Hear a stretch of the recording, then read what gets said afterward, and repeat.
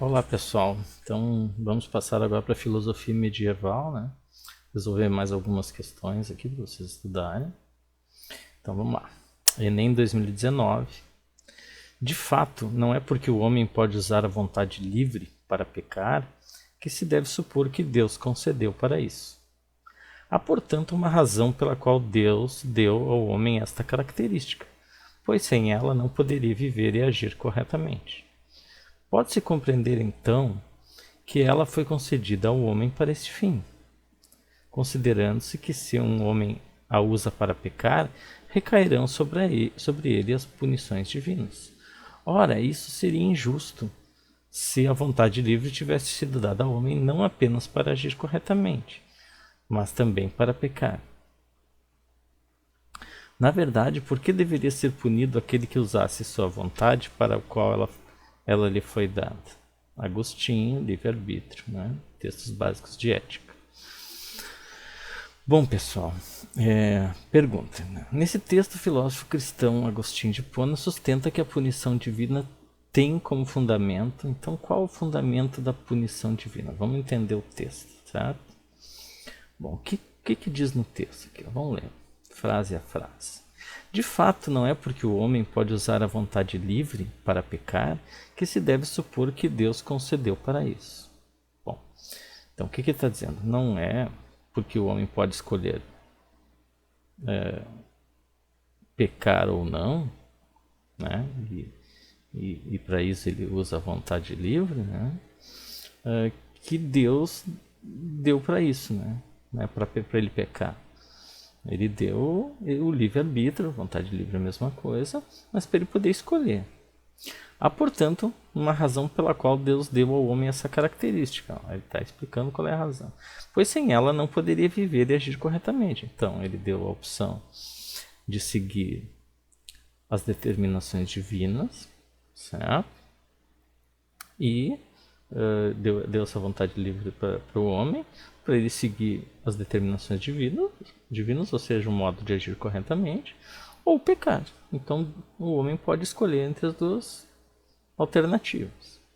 Pode-se compreender, então, que ela foi concedida ao homem para esse fim, considerando-se que se um homem a usar para pecar, recairão sobre ele as punições divinas. Bom, Deus deu as alternativas. Seguir ele e suas determinações e agir corretamente, ou pecar. Se tu escolher pecar, recairão sobre ti as punições divinas. Simples, né? Ora, isso seria injusto se a vontade livre tivesse sido dada ao homem não apenas para agir corretamente, mas também para pecar. Seria injusto não dar as alternativas, né? Na verdade, por que deveria ser punido aquele que usasse sua vontade para o qual ela lhe foi dada? Bom, então, voltando à pergunta, né?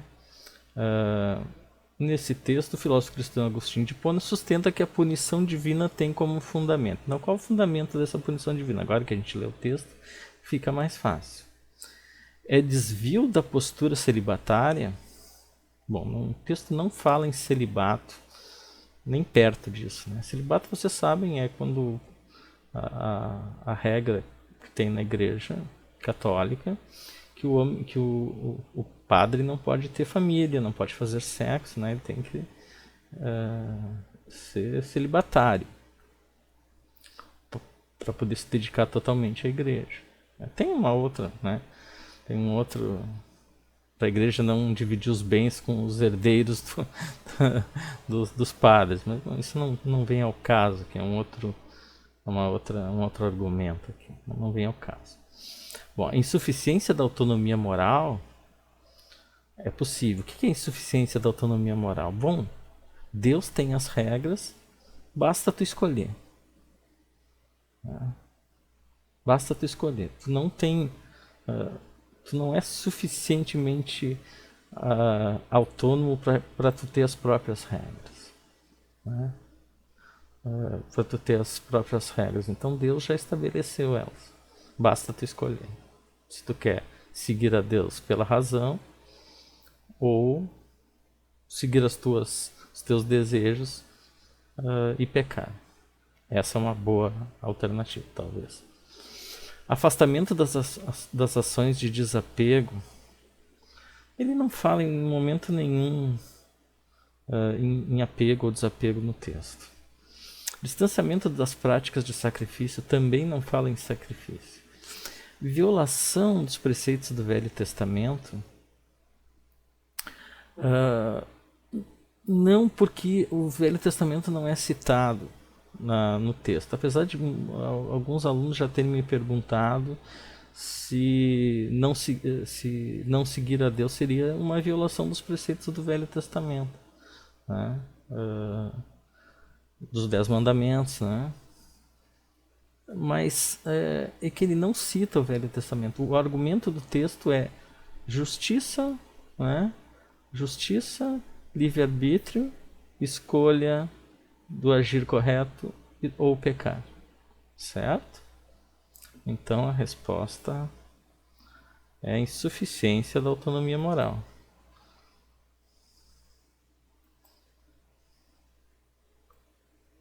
Deus deu, então, já determinou as regras a serem as regras corretas, é só tu seguir. E aí tu não peca. Pela razão, né? Seguir pela razão.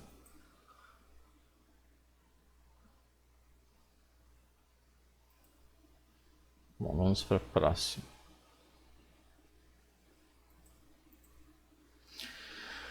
Enem 2019. Tomás de Aquino, filósofo cristão que viveu no século XIII, afirma: a lei é uma regra ou um preceito relativo às nossas ações. Então, a lei é uma regra ou é um preceito relativo às nossas ações. É um preceito que se relaciona, né, com as nossas ações. Ora, a norma suprema dos atos humanos é a razão. E a gente já vê que nesse texto a razão está num patamar bem elevado. A norma suprema dos atos humanos é a razão. Desse modo, em última análise, a lei está submetida à razão. Bom, a lei deve ser racional, né? Racional. É apenas uma formulação das exigências racionais. Confirma a nossa ideia. É mister que ela emane da comunidade. É totalmente necessário, é imprescindível, mister, que ela emane da comunidade. Né? Que ela venha da comunidade. Que ela se origine da comunidade. Ou de uma pessoa que legitimamente a represente, ou a representa. Né? Bom, é a história da filosofia cristã. No contexto do século XIII, a visão política do filósofo mencionado retoma qual é o filósofo mencionado? Tomás de Aquino. Ele retoma o pensamento idealista de Platão?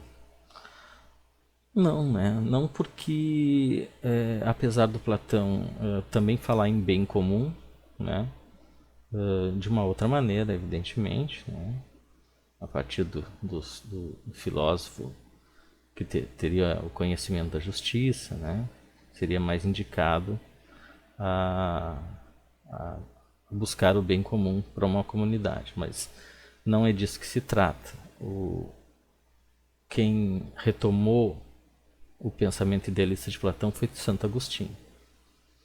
O conformismo estoico de Sêneca, bom, vocês lembram do estoicismo, né? Que a gente age de maneira racional, mas a gente está atrelado a um logos, a uma razão universal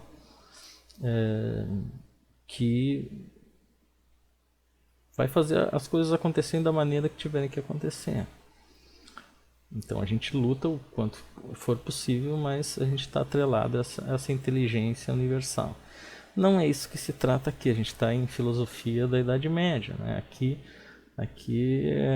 é cultura helenística. C. Ensinamento místico de Pitágoras. Pitágoras é um pré-socrático ainda, né? É bem distante de Tomás de Aquino. O paradigma de vida feliz de Agostinho, não, a gente está... Tomás de Aquino não se reporta a Agostinho. Conceito de bem comum de Aristóteles? Sim. né? Aqui a gente vê claramente que a lei ela tem que emanar da comunidade, né? Ou seja, ela tem que satisfazer o bem comum. E a gente aprendeu lá, né, que o Santo Agostinho retoma Platão, o neoplatonismo, e Tomás de Aquino retoma o Aristóteles, como outros, né, da escolástica, da escolástica retomam Aristóteles. Então, é o conceito de bem comum de Aristóteles.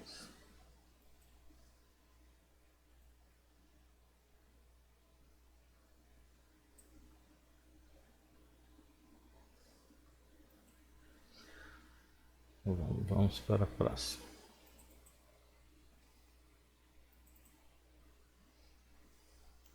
Enem 2018. Esse é um texto bem interessante. A gente vai ler ele uma primeira vez, vai ver a pergunta e depois vai retomar ele. Tá? Desde que tenhamos compreendido o significado da palavra Deus, sabemos de imediato que Deus existe. Com efeito, essa palavra designa uma coisa de tal ordem que não podemos conceber nada que lhe seja maior. Ora, o que existe na realidade no pensamento é maior do que o que existe apenas no pensamento.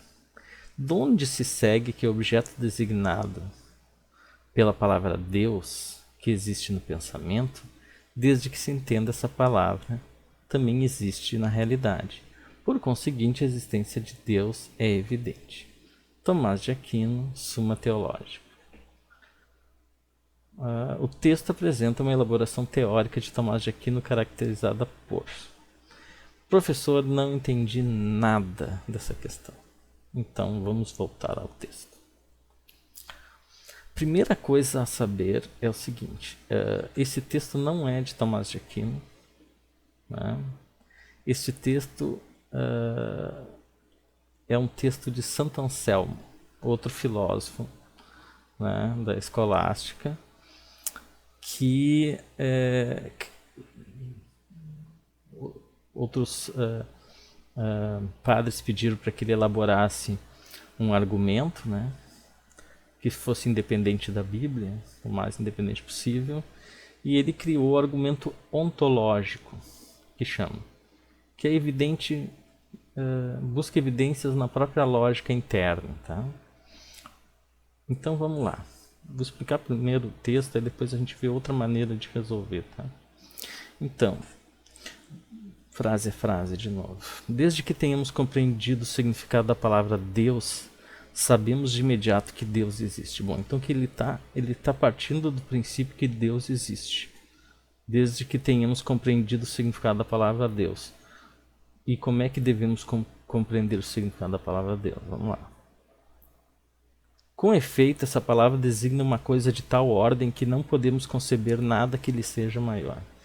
Então, ele fala o seguinte: a própria ideia de Deus como sendo algo maior que tudo já é uma evidência de que a gente pode pensar ele e que ele existe. Por quê? Porque quando a gente pensa em Deus como algo maior, e esse algo maior significa não o tamanho de Deus, mas a perfeição de Deus, e ele usa o termo perfeitíssimo. Então, se Deus é perfeito ou perfeitíssimo, não é possível que ele não exista. Porque algo que é perfeito não pode deixar de existir. Então, ele pode ser pensado e, ao mesmo tempo, ele, por ser perfeito, ele existe. Perfeitíssimo, ele existe. Ora, o que existe na realidade no pensamento é maior do que o que existe apenas no pensamento. Por quê? Porque a gente pode pensar coisas que não existem. Mas Deus, por ser perfeito, perfeitíssimo, ele existe. Donde se segue que o objeto designado pela palavra Deus, que existe no pensamento, desde que se entenda essa palavra, agora a gente entende essa evidência por si mesmo de pensamento e existência, né? Também existe na realidade. Por conseguinte, a existência de Deus é evidente. Bom, mas aí vocês vão perguntar, tá, professor, se a gente não tiver estudado o Santo Anselmo? Bom, essa questão foi tentada ser anulada, né? Foi a tentativa de ser anulada, mas não foi anulada. Mas o que acontece? Mesmo que a gente não entenda, não tenha estudado Santo Anselmo, a gente percebe que é uma tentativa de colocar uma lógica na existência de Deus. E isso, a razão muito elevada, a tentativa de racionalizar a existência de Deus. E isso é muito característico da escolástica, certo? Vamos ver agora a questão. O texto apresenta uma elaboração teórica de Tomás de Aquino, não é de Tomás de Aquino, caracterizada por reiterar a ortodoxia religiosa contra os heréticos. Bom, não fala aqui em conflito da ortodoxia católica contra os hereges, né? Os hereges, vocês sabem, são outros argumentos sobre a nossa relação com Deus. Às vezes até que dão mais autonomia ao ser humano, mas isso foi reprimido ferozmente dentro da Igreja Católica. Sustentar racionalmente a doutrina alicerçada na fé. Se a gente pensar em Tomás de Aquino, né, a gente, mesmo que não seja esse texto de Tomás de Aquino, mesmo que seja de Santo Anselmo, a gente nota que é uma tentativa de racionalizar a existência de Deus, que é um aspecto da fé, certo? É o aspecto principal da fé, né? Então, essa pode ser essa questão. Explicar as virtudes teologais pela demonstração. Que são as virtudes teologais? Fé e esperança são duas das virtudes teologais, mas as virtudes teologais são uma relação direta com a crença em Deus, né? Então, não se trata disso aqui no texto. Aqui a gente vê que tem muito mais a ver com a alternativa B, por enquanto. Flexibilizar a interpretação oficial dos textos sagrados? Não, jamais os textos sagrados seriam, naquela época, flexibilizados. Na verdade, são os argumentos filosóficos que são flexibilizados para caberem, né, nos textos sagrados. A gente vê em Santo Agostinho, que flexibilizou o neoplatonismo, né, os argumentos platônicos. A gente vê aqui em Tomás de Aquino a flexibilização